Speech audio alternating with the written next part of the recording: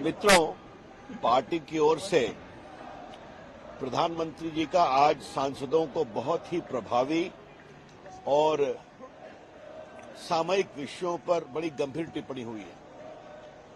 तो ऐसा विचार बना कि पार्टी की ओर से भी आपके माध्यम से देश को यह बताना चाहिए। इसीलिए माननीय अनिल बलूनी जी और हम आपके सामने आए हैं। आज प्रधानमंत्री जी ने एक बात कही कि 2023 की ये अंतिम मंगलवार की बैठक है संसद के लिए, और अभी जो हॉल है उसमें लगभग 2.5 ब्लॉक बीजेपी के सांसदों से भरता है। 24 में पूरा ब्लॉक भर जाएगा और जो विपक्ष के लोग हैं उनकी संख्या क्या होगी ये बताने की जरूरत नहीं है। और उसका कारण बहुत स्पष्ट है। आज जो तथाकथित इंडिया गठबंधन, जिसे हम घमंडिया गठबंधन कहते हैं, उसकी बैठक है, उसका उद्देश्य है नरेंद्र मोदी सरकार को उखाड़ फेंकना, और हम जो यहां बैठे हैं उनका उद्देश्य है भारत का भविष्य उज्जवल करना।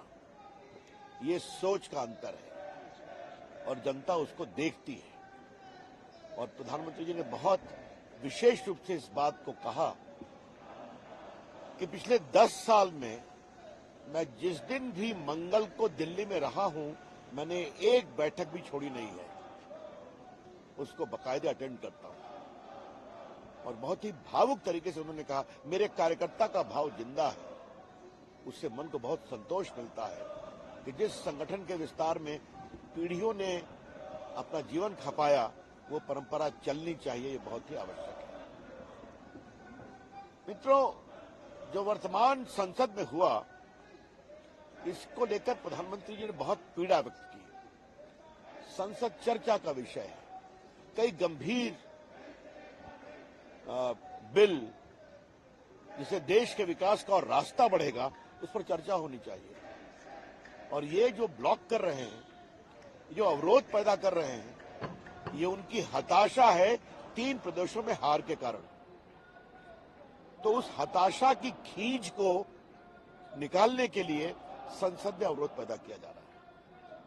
और उससे बड़ी चिंता की बात यह है कि जो नौजवान बच्चे लोगों ने कुछ किया, उसको डायरेक्टली इनडायरेक्टली जस्टिफाई करना, ये तो और भी चिंताजनक है लोकतंत्र में।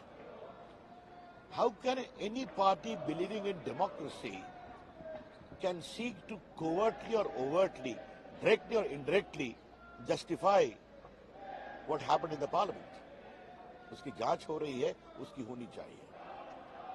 तो इसका मतलब यही है कि विपक्ष के लोगों को मालूम है कि उनको विपक्ष में ही बैठना है।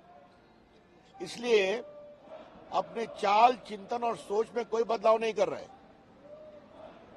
उनकी संख्या और छोटी होने वाली है, इसलिए उनका पूरा व्यवहार, आचरण भी उसी प्रकार का है।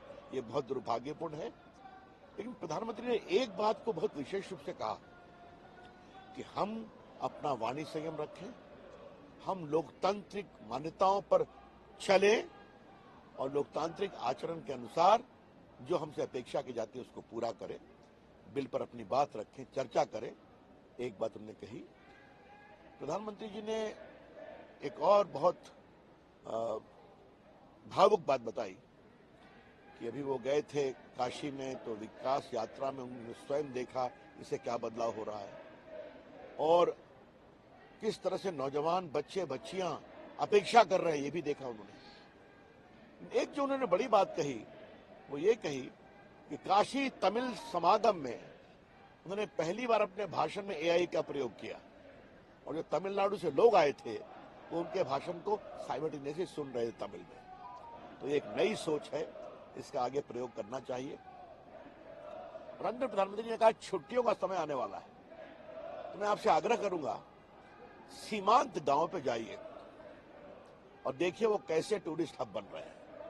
उन्होंने विशेष रूप से गुजरात के ढोरा गांव की चर्चा की, क्षमा करिए, जो सरहद के पास है पाकिस्तान के पास, और उस गांव को ग्लोबल टूरिज्म का बेस्ट अवार्ड मिला है। तो ऐसे गांव में जाना, और प्रोत्साहित करना। पार्टी की ओर से मैं यही कहूंगा कि आज प्रधानमंत्री के भाषण से हम लोग बहुत उत्साहित हैं।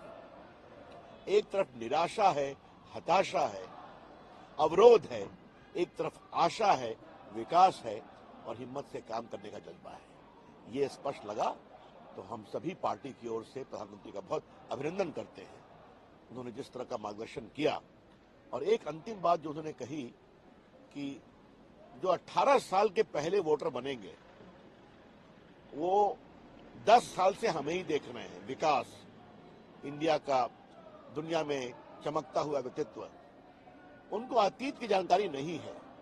तो हम लोग इस बात की चिंता करें कि नए वोटर्स को जब वोटर्स डे का कार्यक्रम होगा तो अतीत में इस देश में क्या क्या हुआ और अभी क्या बदलाव हुआ है ये बताने की जरूरत है। धन्यवाद। कोई सवाल अगर आप लोग लेना चाहे तो ले। कोई विपक्ष का प्रदर्शन आपके पीछे ठीक चल रहा है जब आप ये बात करते हैं प्रधानमंत्री अब ऐसा है कि वो कर रहे हैं तो सबके सामने है। अरे इतने बड़े हार के बाद थोड़ा तो अंदर सोचना चाहिए कि क्यों हार गए।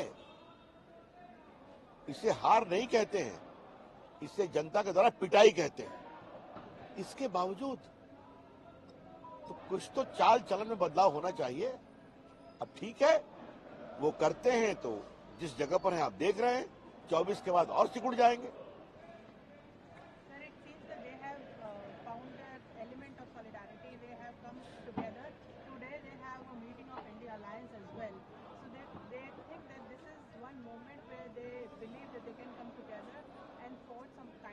Let this temporary combination survive temporarily. I know they will not glue for a long time. Hindi में एक सवाल पूछेंगे। हाईकोर्ट ने और उसमें एक बड़े मिशन को लेकर वो आगाज कर रही है, इशारा कर रही है, लेकिन नीतीश कुमार का नाम चर्चाओं में एक बार। देखिए, चर्चा तो बहुत दिन से चलती है। आगे आगे देखिए होता है क्या। ममता जी स्वयं नहीं चाहती है। महाराष्ट्र से उद्धव ठाकरे को बनाने का नहीं आगाज होता है और दक्षिण भारत से भी तो किसी को आगे बढ़ाने की बात होती है। तो नीतीश बाबू तो परमानेंटली चलते हैं चर्चा में। सवाल चर्चा का नहीं है, सवाल है समझदारी का, भारत के विकास के एजेंडा का और जनता के स्नेह और विश्वास का। वो सबके सामने है।